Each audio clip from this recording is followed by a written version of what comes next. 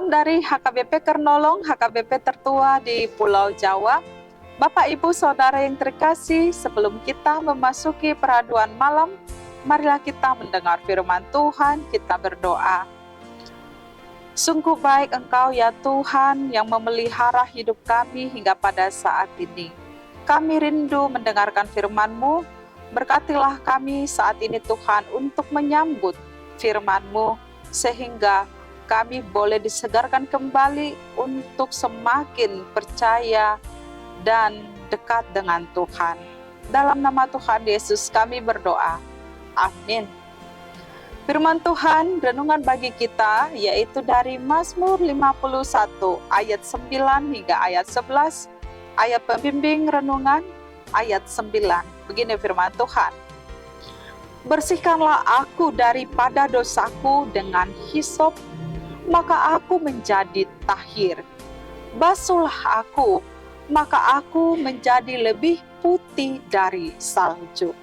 Demikian firman Tuhan. Mengakui dosa di hadapan Tuhan. Sahabat renungan malam Shalom yang dikasihi Tuhan, semua manusia termasuk kita adalah makhluk berdosa yang tak luput dari kesalahan dan pelanggaran. Ketika orang melakukan dosa, ada orang mengakui dosa-dosanya atau pelanggarannya dan meminta ampun kepada Tuhan atas kesalahan, atas dosa yang telah diperbuatnya. Sebaliknya, ada juga orang yang berdosa itu tidak bersikap demikian, malah ia tidak sadar akan dosa-dosanya, tidak sadar akan pelanggaran atau perbuatan dosanya itu. Hal itu membuat dia semakin hidup mengasihi dan mencintai keberdosaannya. Orang yang seperti ini adalah orang yang tidak mengenal dirinya di hadapan Tuhan dan orang yang merasa dirinya selalu benar. Apa yang terjadi jika seseorang tidak mau mengakui atau mengenal dosa-dosanya? Dia akan hidup dalam setiap perbuatan-perbuatan dosa dan membuat perjalanan imannya semakin berliku-liku, menyimpan dosa dan merasa diri tidak berdosa. Di dalam renungan ini berangkat dari pengalaman daripada Raja Daud. Dia pernah berdosa, yaitu mengambil dan berzina dengan Betseba, istri Uria. Namun dalam keberdosaannya, dia banyak mengalami konsekuensi atau hukuman peringatan atas dosa-dosanya. Karena itu, ia menyesali dosanya dan mengakui dosa-dosanya di hadapan Tuhan.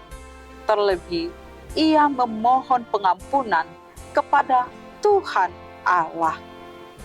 Penyesalan dan pengampunan selalu diawali dengan pengakuan. Sebuah pengakuan yang didasarkan oleh kesadaran karena rapuhnya diri akibat daripada dosa-dosa yang telah memenuhi hidup seseorang. Dosa bagaikan belenggu atau ikatan yang menawan serta menjerat kehidupan seseorang.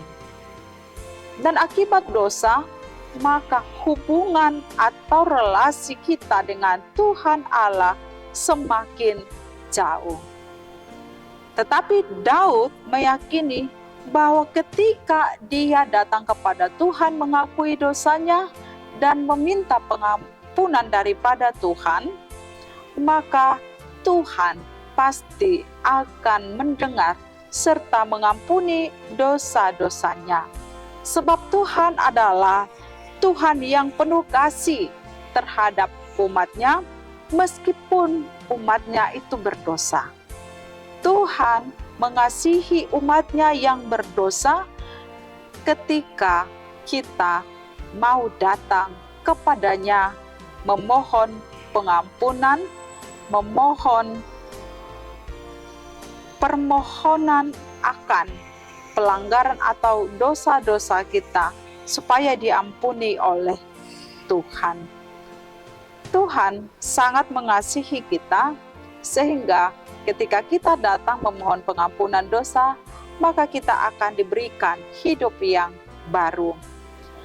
Nas ini mengajarkan kita untuk selalu menyadari dosa-dosa yang kita perbuat, untuk mau mengakui segala dosa serta pelanggaran yang kita perbuat di hadapan Allah. Jangan seolah-olah kita mampu menyembunyikan dosa-dosa kita, seolah Tuhan tidak melihat. Tuhan adalah Tuhan yang Maha Tahu, Tuhan yang tahu segalanya perihal apapun dalam kehidupan kita. Tidak ada yang dapat tersembunyi di hadapan Tuhan, termasuk dosa-dosa kita. Marilah datang kepada Tuhan, mengakui dosa kita, agar kita diampuni dan kita boleh tinggal dalam dekapan kasih Tuhan. Amin. Mari kita berdoa. Terima kasih Tuhan, Tuhan yang Maha Pengampun, yang penuh kasih, mengasihi kami meskipun kami manusia yang berdosa. Sadarkan kami Tuhan dalam keberdosaan kami untuk mau datang kepada Tuhan, mengakui dosa dan meminta pengampunan, sehingga kami dapat hidup di dalam kasih-Mu dan dalam dekapan kasih sayang-Mu. Terima kasih Tuhan, malam ini kami mau beristirahat, membaringkan diri di tempat tidur. Berkatilah kami sepanjang malam ini. Dalam nama Tuhan Yesus kami berdoa, anugerah Tuhan Yesus Kristus, kasih setia Allah Bapa, dan persekutuan dengan Roh Kudus menyertai kita sekarang sampai selama-lamanya. Amin.